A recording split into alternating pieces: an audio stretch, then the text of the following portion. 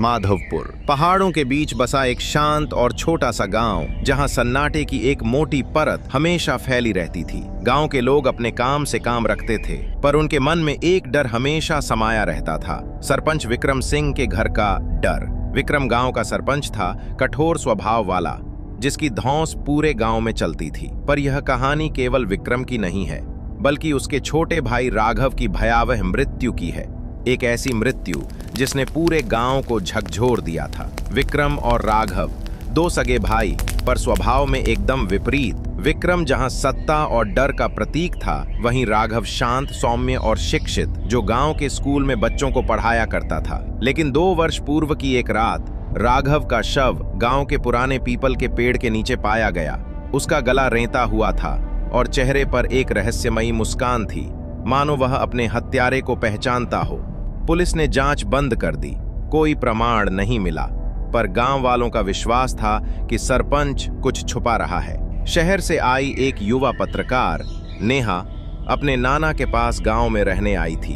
अपने चैनल के लिए अनोखी कहानियों की खोज में लगी।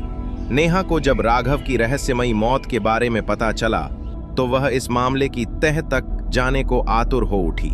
उसने गांव वालों से बात करनी शुरू की, लेकिन कोई भी विक्रम के खिलाफ कुछ कहने को तैयार नहीं था। सभी ने उसे चेताया, बिटिया, इस बात को मत कुरे दो, जो बीत गया उसे बीत जाने दो।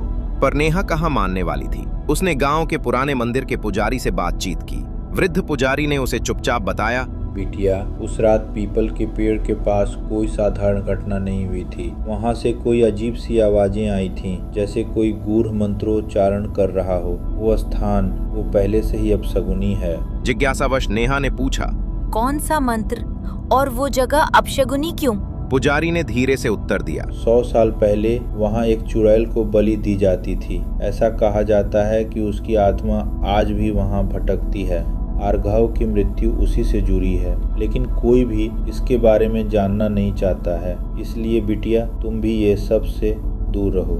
नेहा को यह सब अंधविश्वास लगा, पर उसकी पत्रकार भावना उसे रोक न सकी। गांव के पास स्थित एक पुरानी हवेली, जो सरपंच के खानदान की थी, उसके बारे में अजीब कहानियां प्रचलित थीं। कोई वहां जाता नहीं था। कहा जाता था कि राघव की आत्मा वहां भटकती है। एक रात गांव के गहरी नींद में जाने के बाद नेहा अपने कैमरे और टॉर्च के साथ उस हवेली की ओर निकल पड़ी। जर्जर हवेली के दरवाजे टूटे हुए थे और दीवारों पर जलने के निशान थे। भीतर एक बड़ा हॉल था, जहां एक पुराना आईना रखा था। उसके सामने सिंदूर और एक चाकू से सजी पूजा की थाली। कैमरा चालू कर वो रिकॉर्डिंग करने लगी। तभी आईने में उसे अपने पीछे एक साया दिखाई दिया। एक सफेद चेहरा, रिक्त आंखें। वो पलटी, पर वहां कोई नहीं था। आईने पर लिखा था, वह लौटेगा। उसी क्षण एक धीमी पर खौफनाक आवाज आई, नेहा, छोड़ दो, ये राज तुम्हारे लिए नहीं है। सहमी नेहा पुजारी जी के पास पहुंची और सब कुछ बताया। उन्होंने गंभीर स्वर में कहा, तुमने जो देखा वह राघव नहीं, वो चुड़ैल थी। विक्रम और राघव के दादा ने वर्षों पहले एक सौदा किया था, ताकत और धन के बदले हर दूसरे साल एक बलि। राघव उस सौदे की अगली कड़ी था। नेहा स्तब्ध रह गई। तो क्या विक्रम ने अपने ही भाई की हत्या की?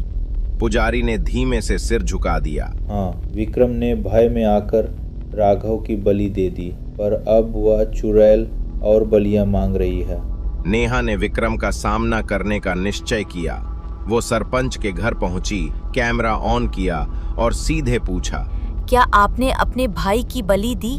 क्या ये सब सच है? विक्रम कुछ क्षण चुप रहा, फिर थकी हुई आवाज में बोला, तुम क्या जानो नेहा, मैं अपने भाई को कभी नहीं मारना चाहता था, पर उस चुड़ैल से बचने का यही एक रास्ता बचा था। राघव ने खुद कहा था, अगर मेरी मौत से गांव बच सकता है तो मुझे स्वीकार है। नेहा चीखी, झूठ है ये, आपने उसे मारा। विक्रम चीखा, तुम नहीं समझोगी, जाओ यहाँ से, वरना अगली बारी तुम्हारी होगी।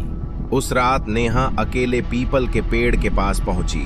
वहां उसने कैमरा लगाया और रिकॉर्डिंग शुरू की। सन्नाटे में फिर वही आवाज आई, कोई मंत्र पढ़ रहा था। ठंडी हवा चलने लगी। अचानक एक साया उसकी ओर बढ़ा। एक औरत, सफेद चेहरा, लाल आंखें। नेहा ने डरते हुए पूछा, तुम कौन हो? क्या चाहती हो?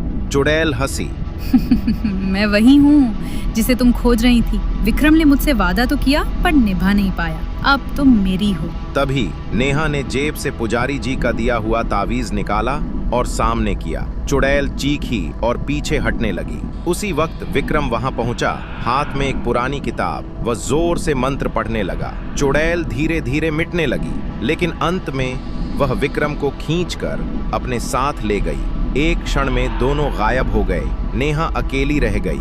उसका कैमरा अब भी रिकॉर्ड कर रहा था। सुबह नेहा ने सारा वीडियो गांव वालों को दिखाया। सभी हैरान रह गए, लेकिन खुश भी कि अब डर खत्म हो चुका था। नेहा ने अपनी रिपोर्ट तो चैनल पर दिखाई, पर विक्रम और राघव की कुर्बानी का राज छुपा लिया। वो नहीं चाहती थी कि गांव वालों के मन में अपने सरपंच के लिए नफरत बचे। अगर ये कहानी दिल को छू गई हो तो प्लीज एक लाइक और सब्सक्राइब जरूर करना और कमेंट में बताना मत भूलना कि वीडियो कैसा लगा।